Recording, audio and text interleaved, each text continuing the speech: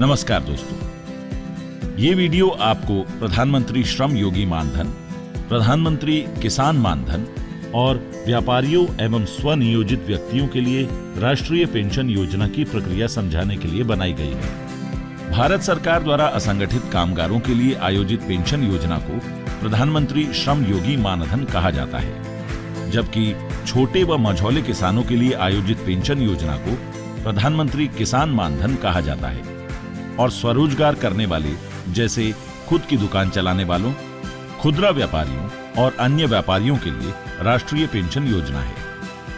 ये स्वैच्छिक व अंशदायी योजनाएं हैं जिनमें अभ्यर्थी की उम्र 18 से 40 साल तक होनी चाहिए। योजना का सदस्य बनने पर अभ्यर्थी को हर महीने उम्र के नियमों के अनुसार 55 से 200 रुपए तक का अंशदान करना होगा। योजना के सदस्य को 60 साल की उम्र के बाद 3000 रुपए प्रति माह मिलते हैं।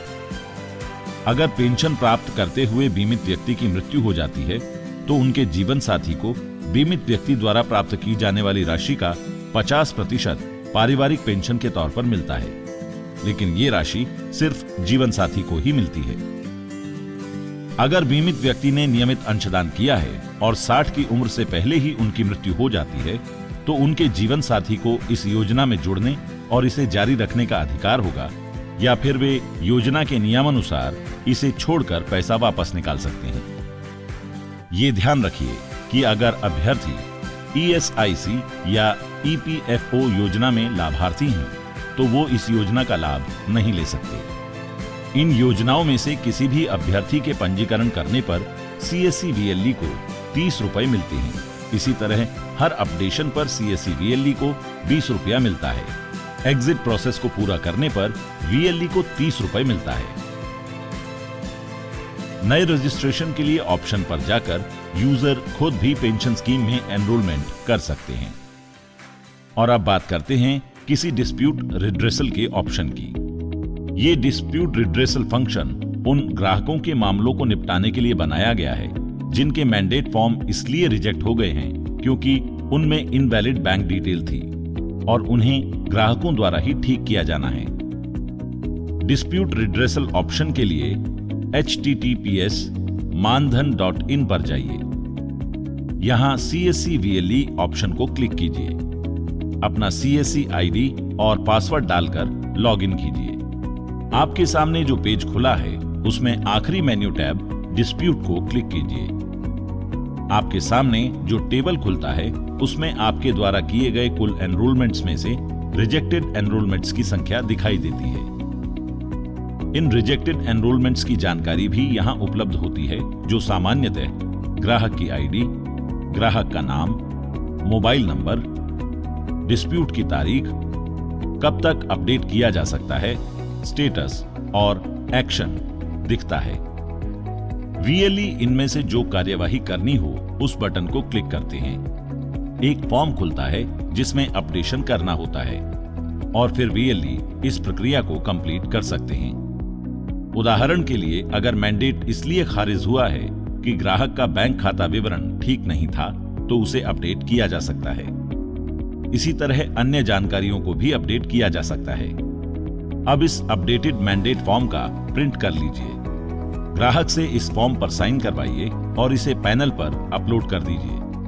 जैसे ही ये विवरण अपडेट होता है, डिस्प्यूट का निपटारा हो जाता है।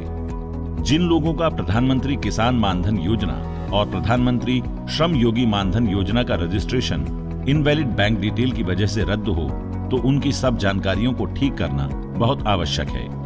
इसी तरह आप प्रधानमंत्री श्रम योगी मानधन योजना, प्रधानमंत्री किसान मानधन योजना और राष्ट्रीय पेंशन योजना के अभ्यर्थियों की जानकारी को अपडेट कर सकते हैं। इसमें आप mobile number, email ID, bank का विवरण, पेशा, नामित व्यक्ति की जानकारी, जीवन साथी की जानकारी को अपडेट कर सकते हैं। इसके लिए आपको पोर्टल पर अपने CSC ID और पासवर्ड दर्ज करके लॉगिन करना है।